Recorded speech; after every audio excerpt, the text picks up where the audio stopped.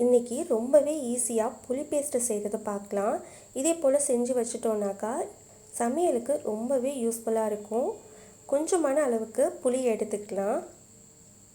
புளியை முதல்ல கொஞ்சமாக தண்ணி ஊற்றி அலசி எடுத்து வச்சுக்கலாம். மேலே இருக்கிற தூசியெல்லாம் போயிடும். இப்போ நம்ம 1 டம்ளர் அளவுக்கு தண்ணி சேர்த்து ப்ரெஷர் குக்கரில் 2லிருந்து 3 விசில் வரைக்கும் எடுத்துக்கலாம். 2 விசிலே போதும். புளி கொஞ்சம் ஹார்டாக இருந்துச்சுனாக்கா கண்டிப்பாக 3 விசில் வரைக்கும் விடுங்க. அப்போ தான் கரைக்கிறதுக்கு ரொம்ப வசதியாக இருக்கும். இப்போ 2 விசில் வந்ததுக்கப்புறம் ஆஃப் பண்ணிடுறேன். நான் இப்போ 1 ஹவருக்கு அப்புறம் தான் ஓப்பன் பண்ணுறேன். கரைக்கிறதுக்கே ரொம்ப வசதியாக இருக்கும். இந்த அளவுக்கு வெந்துருச்சு. இப்போ நம்ம கையால் நல்லா பிணைஞ்சு விட்டுடலாம். அப்போ தான் புளி நல்லா நார்லேருந்து தனியாக பிரிஞ்சு வரும். இந்த அளவு வந்ததும் இப்போ நம்ம ஃபில்ட்ரு பண்ணிக்கலாம். இதே போல் ஹோல் கொஞ்சம் பெருசாக உள்ள பாத்திரத்துலேயோ இல்லை இதே மாதிரி உள்ளதுலேயோ நம்ம வடிகட்டி எடுத்துக்கலாம்.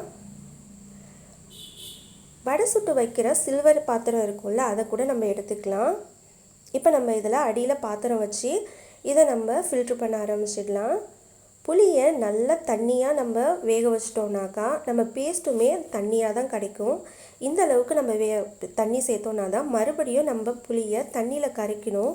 அப்போ திட்டமான அளவில் இருக்கும். இங்கே பாருங்கள், ஹோல் கொஞ்சம் பெரிய சைஸில் இருக்கிறதுனால தான் இப்படி வருது. நார்மல் நம்ம வடித்தட்டில் சில்வர்லேயே இருக்கும் இல்லையா, அந்த வடித்தட்டில் நம்ம வடிகட்டினோன்னா கூட இந்த அளவுக்கு ஃப்ரீயாக இருக்காது. ஹோல் கொஞ்சம் பெரிய அளவில் இருந்துச்சுன்னா தான் இந்த அளவுக்கு நம்மளால் வடிகட்ட வரும். எந்த அளவுக்கு பேஸ்ட் வருதோ அந்த அளவுக்கு நம்ம நல்லா புழிஞ்சு எடுத்துடலாம்.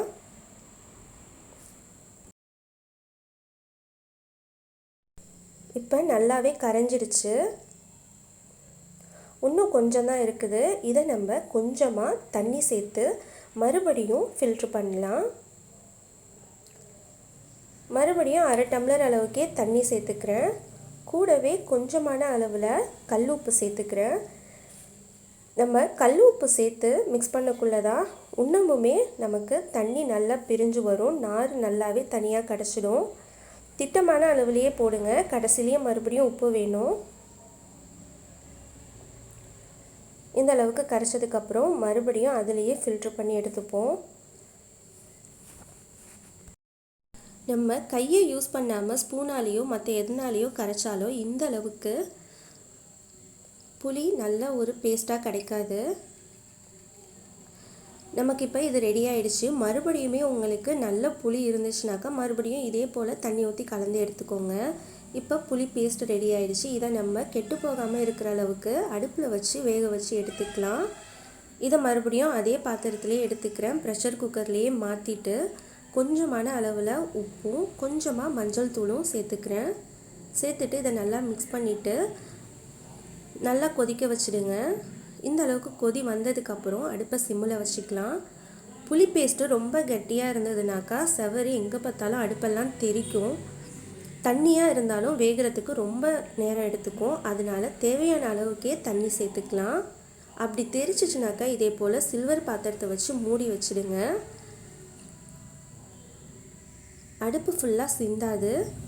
இப்போ நம்ம இதை ஆஃப் பண்ணிடலாம். 10 நிமிஷம் ஆயிடுச்சு.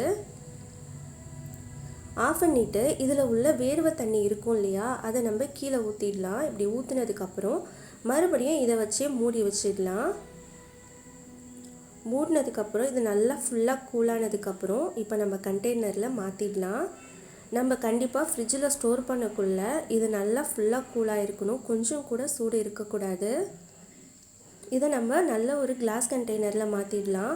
பிளாஸ்டிக்கை மறுபடியும் அலுமினியம் அதே மாதிரிலாம் இல்லாமல் இதே மாதிரி கிளாஸில் ஸ்டோர் பண்ணி வச்சுக்கோங்க. இது கண்டிப்பாக 2லிருந்து 6 மாதம் வரைக்கும் கெட்டே போகாது. அதே போல் நம்ம தண்ணி உள்ள ஸ்பூனையோ கையோ படாத அளவுக்கு வச்சுக்கிட்டோன்னாக்கா கண்டிப்பாக கெட்டு போகாது. நம்ம உடனே செய்கிற ரசத்துக்காகட்டும் சாம்பாரத்துக்காகட்டும் இது எடுத்துக்கிறது ரொம்ப ஈஸியாக இருக்கும்.